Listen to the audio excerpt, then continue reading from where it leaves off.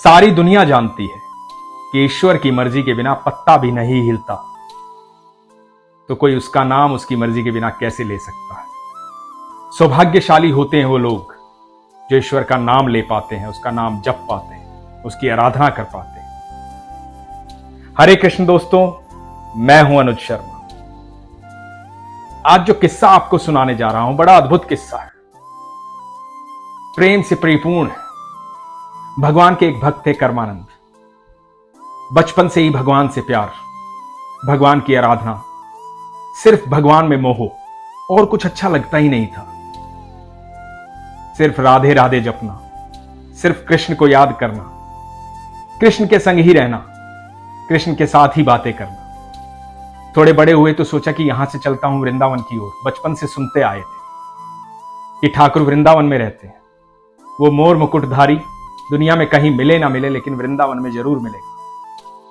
तो सोचा कि वृंदावन जाऊंगा, वहीं रहूंगा, ठाकुर के दर्शन करूंगा, ठाकुर से मिलूंगा। सुबह शाम कृष्ण की भक्ति मिली तो घर से निकलने लगे। घर वालों ने रोक लिया, बोले कि नहीं, कहीं नहीं जाना, अपने गृहस्थ जीवन में रहो, अपनी गृहस्थी को संभालो, विवाह करो, परिवार के साथ रहो, भक्ति यहां पे करो, पूजा पाठ करो, मंदिर में जाओ, घर छोड़ के जाने की क्या जरूरत है। कर्मानंद तो घर में रहना ही नहीं चाहते थे। उनको भौतिकता पसंद ही नहीं थी, दुनिया से वैराग्य था, भगवान से मोह था।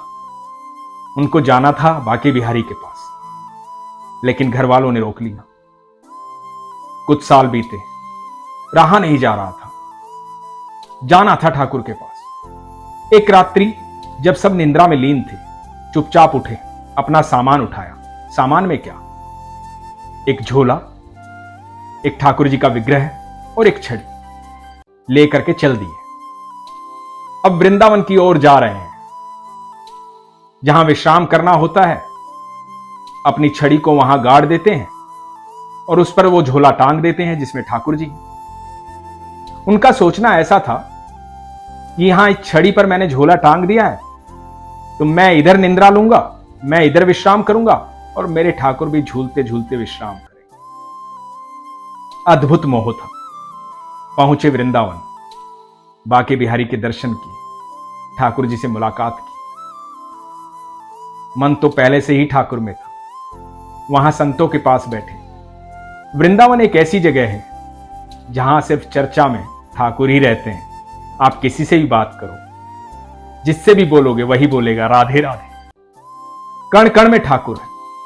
कहीं भी किस्से सुनो तो ठाकुर के किस्से, कहीं भी बातें सुनो तो राधा रानी की बातें। बरसाना और वृंदावन, वहां के कण कण में, हर जगह आपको ठाकुर दिखाई देते हैं। ठाकुर तो दुनिया में हर जगह विद्यमान है, तीनों लोकों में विद्यमान है, लेकिन ठाकुर ने खुद कहा है कि मैं दुनिया में कहीं मिलूं ना मिलूं, मैं वृंदावन में जरूर मिलूंगा।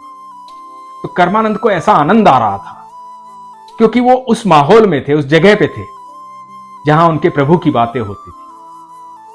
तो दिन भर संतों के पास रहते, कभी इधर चले जाते, कभी उधर चले जाते, घूमते रहते थे, नाम जपते रहते थे, कृष्ण कृष्ण कृष्ण कृष्ण, राधे राधे राधे राधे, बस यही जीवन था। किसी ने भोजन दे दिया तो खा लिया, नहीं दिया तो कोई बात नहीं, उनका पेट तो कृष्ण के नाम से ही भर जाता था। तो एक दिन ऐसे ही वृंदावन से बाहर किसी गांव में गए। वहां उनको निंद्रा आ गई। एक पेड़ के नीचे ठंडी छांव में लेट गए। जब लेट गए तो अपनी छड़ी जो है हमेशा की तरह वहीं पे गाड़ दी। अब कर्मानंद जो है उम्र से थोड़े वृद्ध हो चुके थे। जब छड़ी गाड़ दी तो छड़ी गाड़ने के बाद अपना झोला जो है जिसमें ठाकुर जी हैं उनके, वो झोला छड़ी पर टांग दिया और सोने लगे। वो निश्चिंत हो जाते थे क्योंकि उन्हें तो हमेशा लगता था कि यहां मेरे ठाकुर झूलते हुए सो जाएंगे और यहां मैं निंद्रा में लीन हो जाऊंगा। हुआ यूं कि जब उनकी निंद्रा टूटी तो सूरज ढल चुका था। विचलित हो गए कि जल्दी से वृंदावन पहुंचना है। झोला उठाया और चल दिए।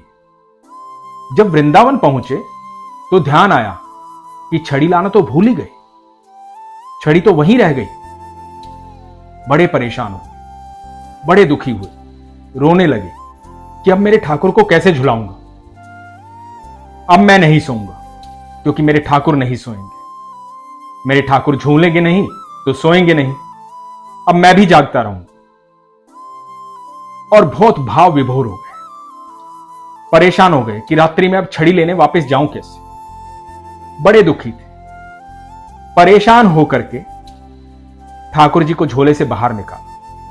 अब ठाकुर जी को बोलने लगे, अरे मैं बूढ़ा हो गया हूं पर तुम तो जवान हो, तुम तो याद कर सकते थे ना। मैं थोड़ी अपने लिए वो छड़ी लेके घूमता हूं, अब कैसे झुलाऊंगा तुम्हें। तुम इतना भी नहीं कर सकते। अरे तुम मुझे याद दिलवा देते कि छड़ी वहां रह गई है। मैं तो जल्दी में था, भूल आया, लेकिन कुछ तो तुम्हें भी ध्यान करना चाहिए। और लगे ठाकुर जी को डांटने।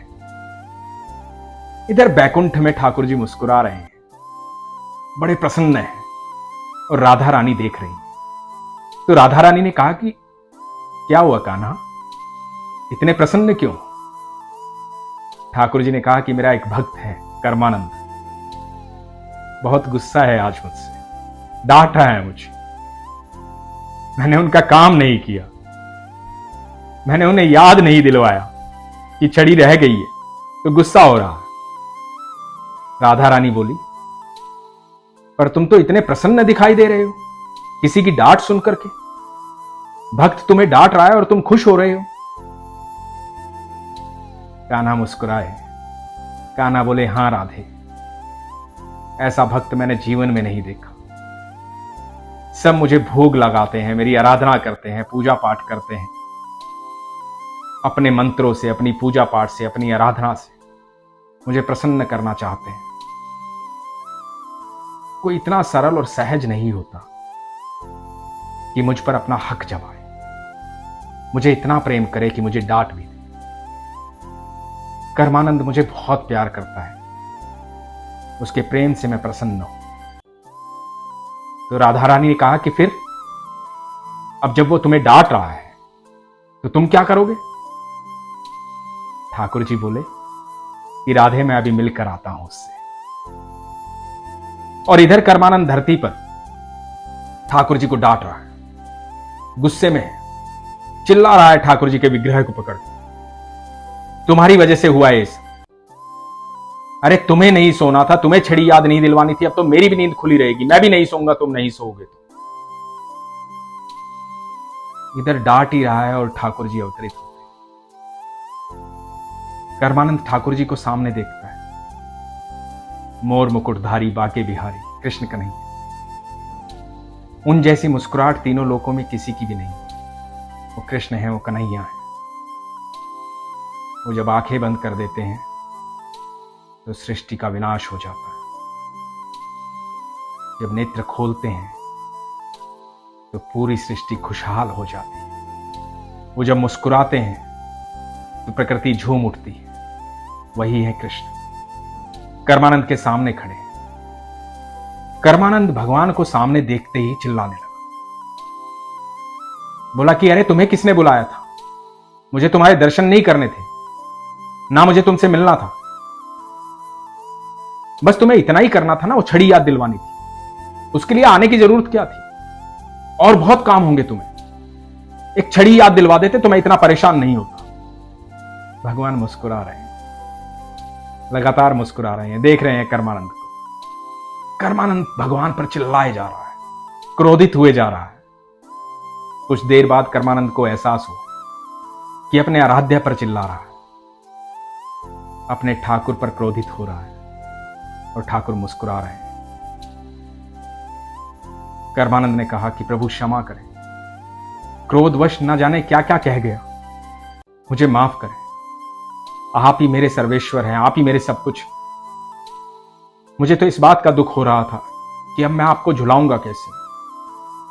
मैं नहीं झुलाऊंगा तो आपको निंद्रा कैसे आएगी, आपको विश्राम कैसे मिलेगा। मुझे क्षमा करें प्रभु। दोस्तों, जब भगवान श्री कृष्ण ने गीता का उपदेश दिया था और अर्जुन को अपना रूप दिखाया था, तो अर्जुन ने भी यही कहा था कि मुझे क्षमा करें प्रभु, मैं तो बचपन में आपको हे कृष्ण, कृष्ण तू इधर आ, कृष्ण आ खेलते हैं, कृष्ण वहां क्यों बैठा है, कृष्ण ऐसे क्यों कर रहा है, मैं तो ऐसे संबोधित करता रहा और आप कभी क्रोधित नहीं हुए।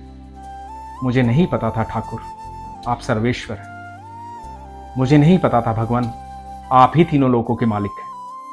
यही अर्जुन ने भगवान से कहा था, यही कर्मानंद भी कह रहे थे कि मुझे क्षमा करो प्रभु। भगवान मुस्कुरा रहे थे। भगवान ने कहा, कर्मानंद इतना प्रेम तो मुझसे किसी ने किया ही नहीं, इतना हक तो मुझ पर किसी ने समझा ही नहीं। लोग पूजा करते हैं, लोग भोग लगाते हैं, मंदिरों में आते हैं, अपनी इच्छाएं रखते हैं, लोग अपनी बातें कहते हैं।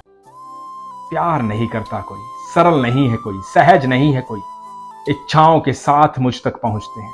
और तेरी तो कोई इच्छा ही नहीं है। तू तो मुझे डांट रहा है इसलिए क्योंकि मेरी निंद्रा पूरी नहीं होगी। तू तो मुझे प्रेम करता है इसके लिए डांट रहा है। तेरे जैसा प्रेम तो किसी ने किया ही नहीं। मैं तेरी भक्ति से बहुत प्रसन्न हूं। बोल क्या चाहता है कर्मानंद। कर्मानंद भगवान को देख रहे थे, भाव विभोर हो गए।